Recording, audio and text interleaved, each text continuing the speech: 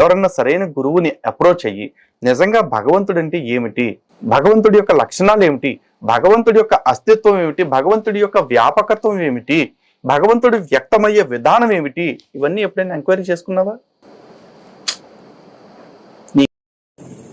భగవంతుడి యొక్క నిర్వచనం ఏమిటి అని క్రిస్టియన్ మీరు అడుగుతున్నారా? ఏం సార్, ఏదైనా ఒక గురువును ఆశ్రయించి భగవంతుడి యొక్క నిర్వచనం ఏమిటో కనుక్కున్నారా అని అంటున్నారు.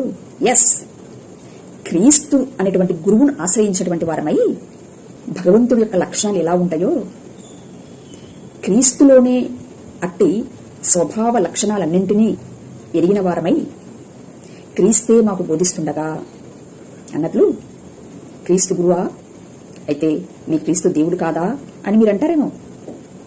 ఒక్కసారి గురు బ్రహ్మ, గురు విష్ణు, గురుదేవు మహేశ్వర గుర్తు తెచ్చుకోండి సార్. యాదికి రాలేదా?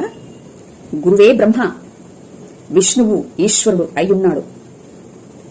గురువులనబడేవారు ఒక్కడే, నరుడికి నారాయణుడికి మధ్యవర్తి ఒక్కడే.